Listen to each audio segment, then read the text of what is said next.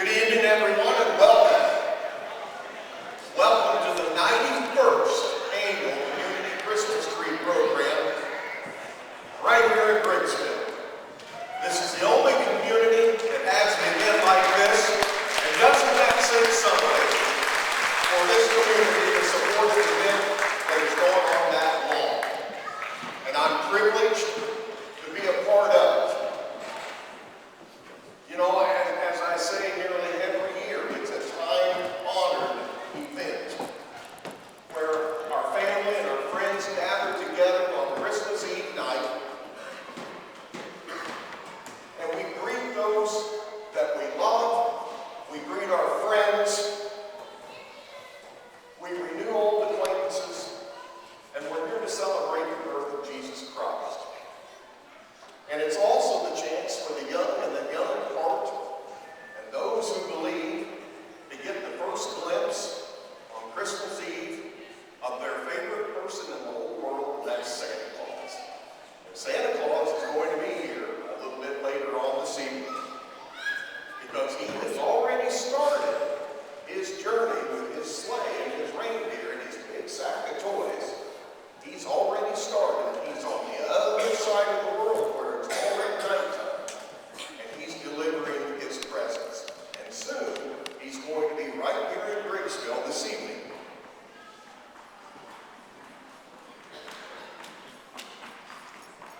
We have a few items of business that we need to take care of this evening.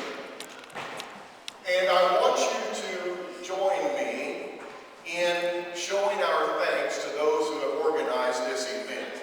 That includes those who solicited donations from the community and the individuals, those who have purchased the toys and gifts that you see on our tables here, the fruit baskets in the back, and those who donated their time to help get the gymnasium ready for this event tonight. I've asked Sue Craven to come up, and Sue has a list of all of those who helped, and I would like Sue to list those individuals, and when she's completed, let's give them a very rousing round of applause.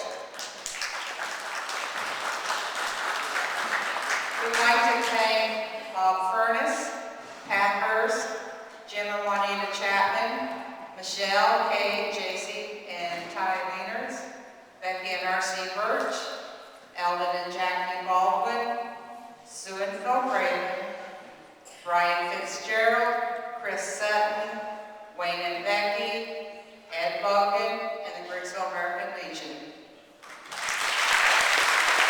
Thank you, Sue, and thank you to all those people who helped this tradition to continue. Now, for those of you who are in the audience who have not yet donated monetarily, there is a collection box in the back, and I would invite and encourage you to put a donation in.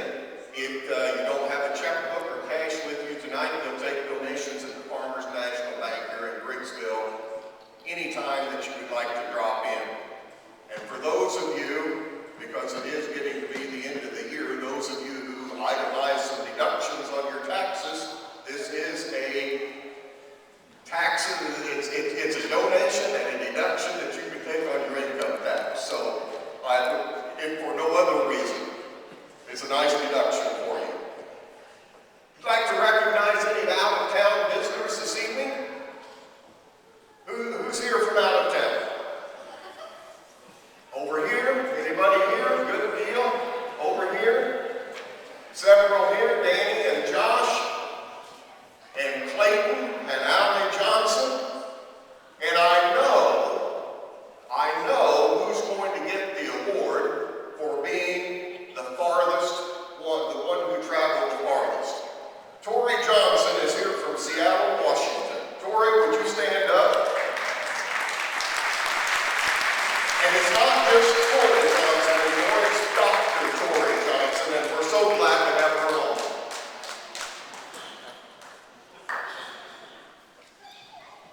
And while we're thinking about recognizing people, let's see a show of hands. Anyone who believes that they have been to more than 50 of these events, the Community Christmas Tree. Several. More than 60.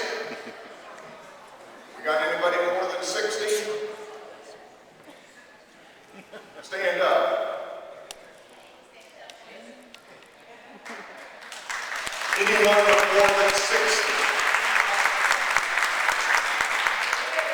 Cindy White. Congratulations, Cindy. I guess that means you get the honor tonight. Yes. Over here. I could, but I can't remember. Yeah, that's the second thing to go. You know, let's take time to consider those this evening who protect and serve our communities. With the events that have occurred in recent days, weeks, and months, we need to let these people who serve our communities and our societies know that we support them. And so if there are any active servicemen or women in the audience, if there are any firefighters or police, would you please stand up? Anyone who is actively involved today? Fire, police, or military? Firefighters and police, thank you very much. And I'd also like to recognize any of our military veterans or anyone who no longer is able to serve on the fire department or police. Would the veterans stand up, please? Thank you very much. We appreciate your service. Today, our community mourns the loss of several individuals in the past week. Pastor Steve Bowes from the Nazarene Church here in town. Don Manson passed away recently. Renee Dark passed away just today, this morning. Others have gone before them this year, and their families are struggling to deal with the first Christmas without their loved one. So please join me for a moment of silent prayer as we remember those members of our community who have passed in the months since we met here last year.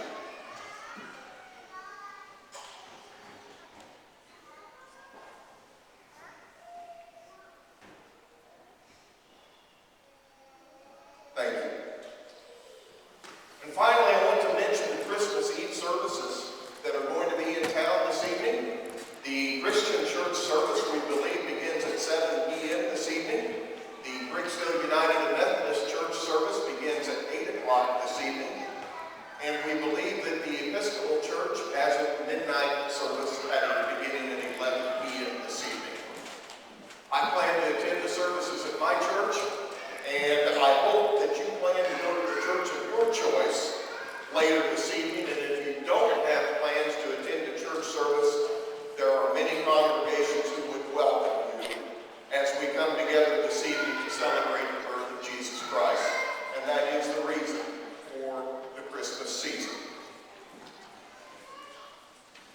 For the first time in a long time, we do not have a program this evening. So we're kind of winging it tonight. I've done this. We do have them. Okay, wonderful. I didn't see you back there. Okay. Sure, it's time for you. And so this is from the Griggsville Christian Church, and we will turn the program over. Though this may be the 91st, this is my first. So I honestly did not know what to expect, and I must admit that what I'm going to say might be slightly too somber for the occasion, but I'm going to say it nonetheless. My favorite part of the Christmas season are the carols that we sing. They're the songs that we hear on the radio, some of which drive us nuts, some of which we love. The angels we have heard on high, the joy to the world, the silent nights, all of those. My favorite Christmas carol was never meant to be a song. My favorite Christmas carol was simply a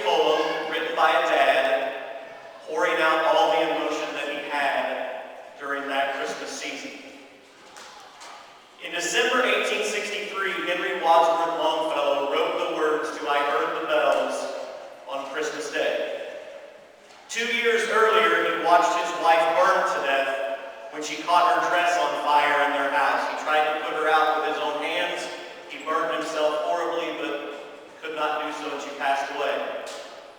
This is in the midst of the Civil War. His son runs away from home, joins the Union Army against his dad's wishes, and right before Christmas in 1863, his dad receives word that his son has been gravely wounded, but will survive being wounded at the Battle of New Hope Church. These are words that he wrote filled with emotion, and they are words that unfortunately, I believe, capture a lot of the emotion that many people within our community are feeling now as the list of names was mentioned of those who have passed away in our community. If you pay attention at all to the news, you see the strife going on in our country between people of different faiths and people of different races. And you have seen what's going on in the world around us as nations seem to maybe tear themselves apart. So I want to read for you these words because I think they are quite fitting for the time we are in. I heard the bells on Christmas Day, their old familiar carols play, and wild and sweet the words repeat, of peace on earth, goodwill to men. And thought how, as the day had come, the belfries of all Christendom had rolled along the unbroken song of peace on earth, goodwill to men, till ringing, singing on their way, the world revolved from night to day. A voice, a chime, a chant sublime, of peace on earth, goodwill to men. Then from each black and cursed mouth the cannon thundered in the south. And with the sound the carols drowned, of peace on earth, goodwill to men. It was as if an earthquake rent the hearthstones of a continent, and made forlorn the households born, of peace on earth, goodwill to men. And in despair I bowed my head. There is no peace on earth, I said, for hate is strong and it mocks the song of peace on earth, goodwill to men. Then pealed the bells more loud and deep, God is not dead, nor doth he sleep. The wrong shall fail, the right prevail, of peace on earth, goodwill to men. Allow me to read that last stanza one more time. Then pealed the bells more loud and deep, God is not dead, nor doth he sleep. The wrong shall fail, the right prevail, of peace on earth, goodwill to men. There are so many in our community, in our country, and in our world in need of peace. In need of peace. Allow me to read from Luke's Gospel, chapter 2, how peace came into the world. In those days, Caesar Augustus issued a decree that a census should be taken of the entire Roman world. This was the first census that took place while Quirinius was governor of Syria, and everyone went up to his own town to register.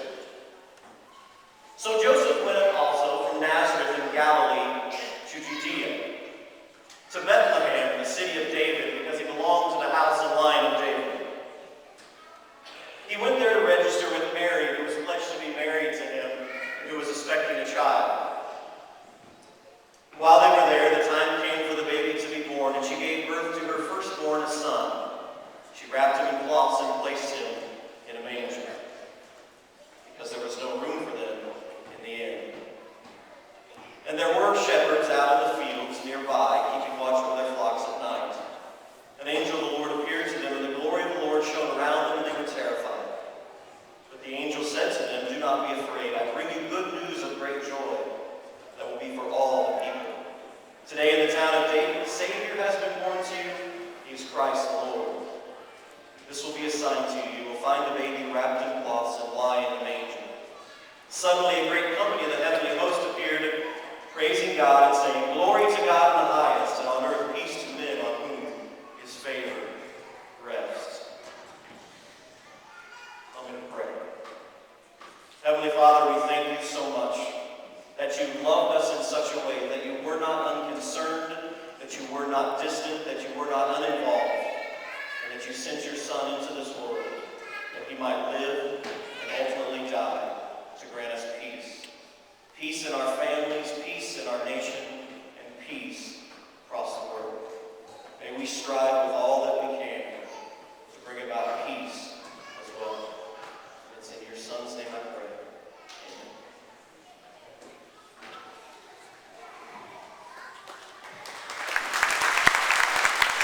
Thank you very much. Pastor of the Griggsville Christian Church. Folks, let's do a little singing.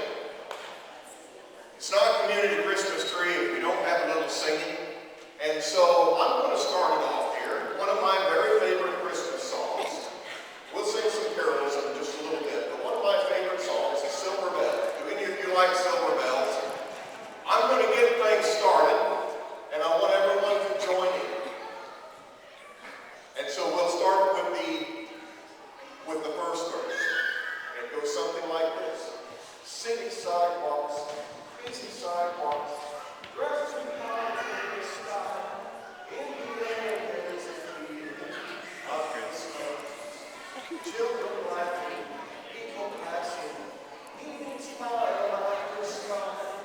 And all every street corner, you hear silver bells, silver bells. It's Christmas time in the city. Ring a ring, you will ring. Soon it will be Christmas Day. Thank you.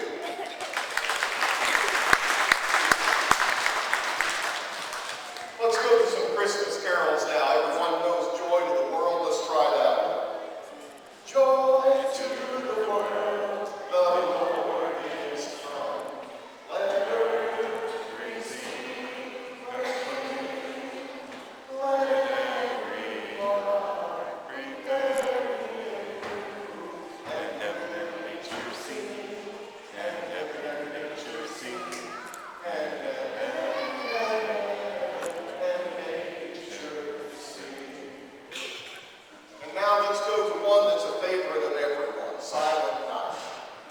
Silent night, holy night, all is bright, all is bright. Round your virgin mother and child, holy infant, so tender and mild, sleep in heavenly peace, sleep in heavenly peace. Ed Phillips, I forgot to bring you up. Come on up. We're going to do one more, and as we were making some hasty provisions early on, I spotted Ed Phillips, and Ed was going to come up and help join in the lead some singing with us tonight, and I forgot to bring him up here, God darn it, and he's right here, and he was waiting for us, and so, Ed, we're going to do what we said we were going to do. Look, well, I got it printed right here. Just in case we forget, let's do Away in a Manger. Away in a manger, no crib for a bed. The little Jesus lay down his sweet head. The stars in the sky look down where he lay.